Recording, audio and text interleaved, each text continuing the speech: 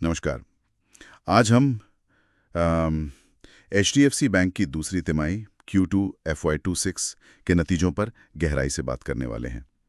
हमारे पास बैंक के अपने दस्तावेज हैं, 19 अक्टूबर 2025 की बोर्ड मीटिंग के मिनट्स और सारे आंकड़े। मकसद सिर्फ ये देखना नहीं कि भाई बैंक ने कितना कमाया, बल्कि ये समझना कि नंबर्स का मतलब क्या है, बैंक की सेहत कैसी है, खासकर विलय के बाद। तो चलिए शुरू करते हैं। बिल्कुल। हम बैंक की कमाई, उसके मुनाफे, लोन और डिपॉजिट की क्या स्थिति है और हाँ, एसेट क्वालिटी यानी लोन बुक कितनी स्वस्थ है, इन सब पर नजर डालेंगे।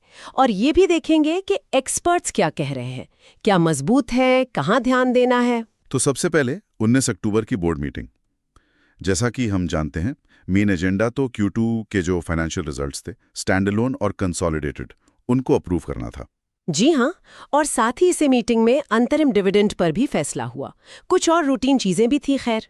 चलिए अब आते हैं मुद्दे पर, फाइनेंशियल रिजल्ट्स। सबसे पहले बैंक की core income, net interest income यानी NII, ये 30,125 करोड़ रही। पिछले साल इसी क्वार्टर में ये 27,385 करोड़ थी। तो ये 10% की बढ़ोतरी है। अच्छी लगती है ये ग्रोथ। हाँ, 10% NII ग्रोथ तो ठीक है, दिखाता है कि ब्याज से कमाई बढ़ रही है। लेकिन यहाँ एक और आंकड़ा देखना बहुत ज़रूरी है।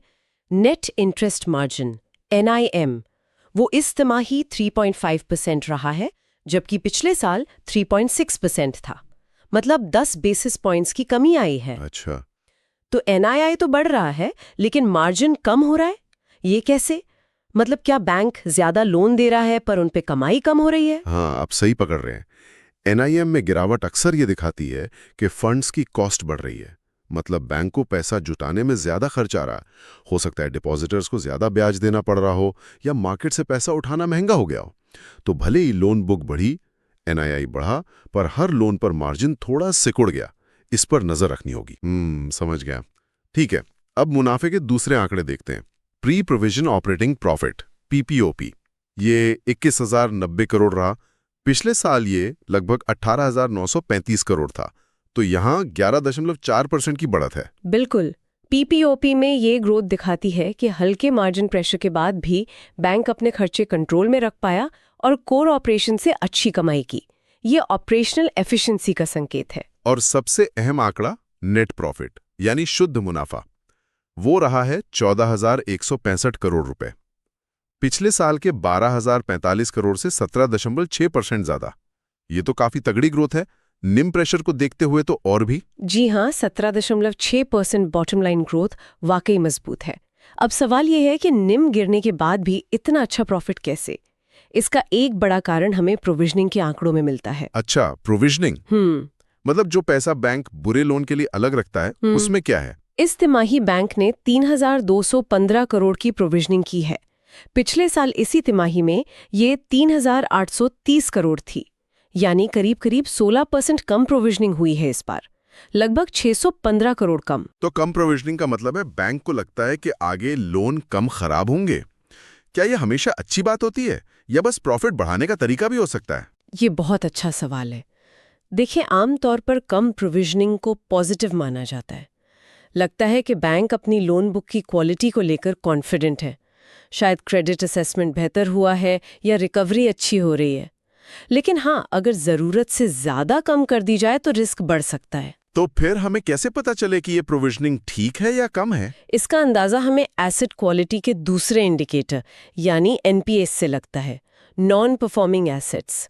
अगर NPA भी कम हो रहे हैं या स्टेबल है तो कम प्रोविजनिंग जस्टिफाइड लगती है। अच्छा, तो NPA के आंकड़े देख लेते हैं।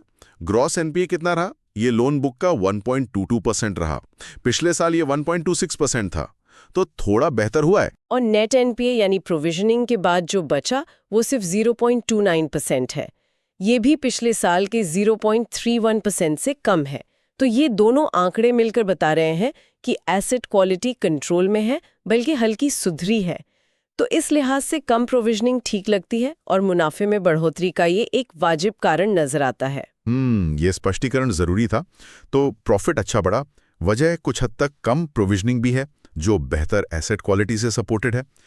अब आते हैं बैंक के साइज पर, लोन और डिपॉजिट ग्रोथ। बैंक के एडवांसेस यानी कुल लोन जो दिए गए हैं वो अब 20.9 लाख करोड़ के हो गए हैं। बहुत बड़ा आंकड़ा है ये। पिछले साल से ये 14.8% ज्यादा है। इतने बड़े बेस पर करीब 15% की लोन ग्रोथ काफी अच्छी मानी जाती है। क्रेडिट डिमांड बनी हुई है और एचडीएफसी मार्केट शेयर ले रहा है। हाँ, 14.8% लोन ग्रोथ तो वाकई दमदार है, पर लोन देने के लिए पैसा भी तो चाहिए। डिपॉजिट्स का क्या सीन है? डिपॉजिट्स 23.3 लाख करोड़ हो गए हैं। पिछले साल ये 20.8 लाख करोड़ थे, तो यहाँ 13.0% की बढ़ोतरी है। डिपॉजिट ग्रोथ भी अच्छी है, पर ये लोन ग्रोथ 14.8% से थोड़ी कम है। अच्छा, लोन ग्रोथ डिपॉजिट ग्रोथ से ज्यादा तेज है। क्या ये थोड़ी चिंता की बात है? मतलब बैंक लोन देने के लिए कहीं और से ज्यादा पैसा ला रहा है? हाँ, ये एक चीज होती है जिस पर ध्यान रखना पड़ता है, क्रेडिट डिपॉजिट रेशियो। अगर लोन हमेशा डिपॉजिट से तेज बढ़े तो फंडिंग के लिए या तो महंगा उधार लेना पड़ता है या लिक्विडिटी कम होती है।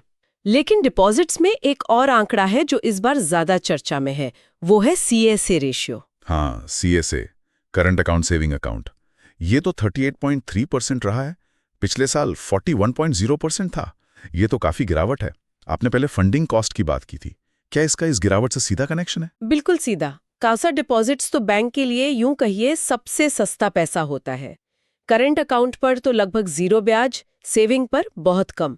अगर कुल डिपॉजिट्स में इस सस्ते पैसे का हिस्सा कम हो रहा है, मतलब कासा रेशियो गिर रहा है, तो बैंक को ज्यादा महंगे डिपॉजिट्स जैसे फिक्स्ड डिपॉजिट यानी FD पर निर्भर होना पड़ रहा है, और FD पर ब्याज ज्यादा देना पड़ता है। तो कासा का 41% से गिरकर 38.3% पर आना, ये निम पर दबाव का एक मुख्य कारण है ना?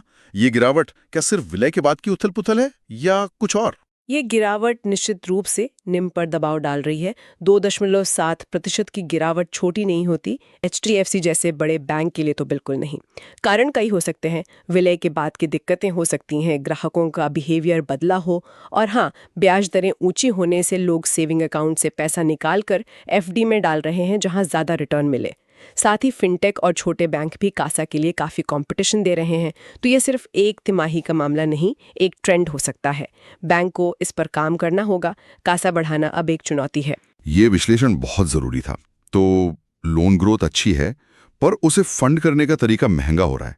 चलिए अब जल्दी से डिविडेंड की बात भी कर लेते हैं। हाँ, बैंक के बोर्ड ने शेयर होल्डर्स के लिए 8.5 रुपये प्रति शेयर का अंतरिम डिविडेंड घोषित किया है। शेयर की फेस वैल्यू 1 रुपये है। और ये मिलेगा किसको?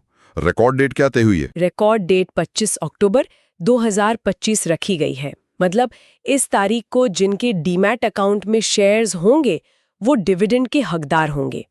पेमेंट आमतौर पर 30 दिन में हो जाता है। ठीक है, तो हमने NII, NIM, profit, provision, NPA, loan growth, deposit growth, CASA और डिविडेंड सब पर बात की। अब अगर इन सबको एक साथ रखें तो HDFC बैंक की Q2 परफॉर्मेंस का निचोड़ क्या है?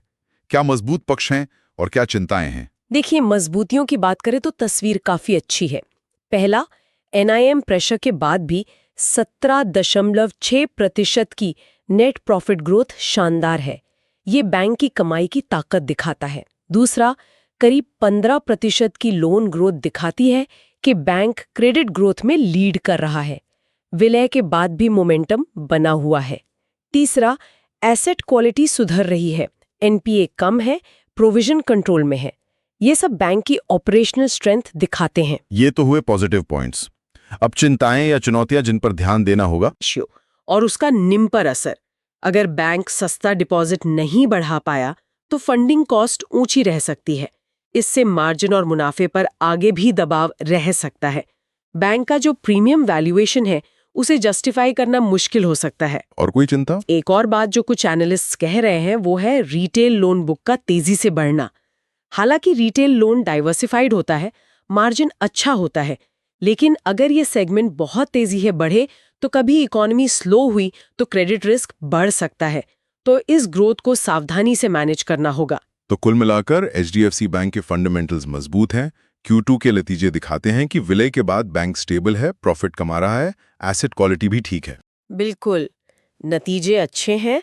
मैनेजमेंट ने विलय के बाद स्थिति संभाली है, लेकिन आगे की राह आसान नहीं है, खासकर डिपॉजिट जुटाने और मार्जिन बचाने के मोर्चे पर। अब देखना ये होगा कि आने वाले क्वार्टर्स में बैंक कासा और निम को संभालने के लिए क्या स्ट्रैटेजी अपनाता है। तो इस पूरी बातचीत का सार यही है कि एचडीएफसी बैंक ने Q2 में प्रॉफिट और लोन ग्रोथ पर अच्छा किया, एनपीए भी संभाले रखे। ये सब अच्छी बातें हैं। जी हाँ, ये बैंक की ताकत है, लेकिन साथ ही कासा में गिरावट और निम पर दबाव वो चुनौतियां हैं जिन पर बैंक को फौरन ध्यान देना होगा। सिर्फ लोन बढ़ाना काफी नहीं, उसे सही कीमत पर फंड करना और मुनाफा बचाए रखना भी उतना ही जरूरी है। बिल्कुल सही कहा।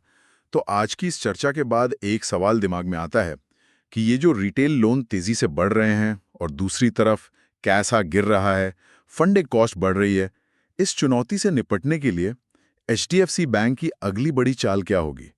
क्या वो कैसा बढ़ाने के लिए कुछ नया, कुछ इनोवेटिव करेंगे, टेक्नोलॉजी का इस्तेमाल, या फिर महंगी कॉस्ट को एडजस्ट करने के लिए लोन की कीमतें बदलेंगे, या रिस्क मैनेजमेंट और सख्त करेंगे? ये सवाल आने वाले समय की दिशा तय करेगा। और इसी सवाल के साथ आज की चर्चा यहीं समाप्त करते हैं।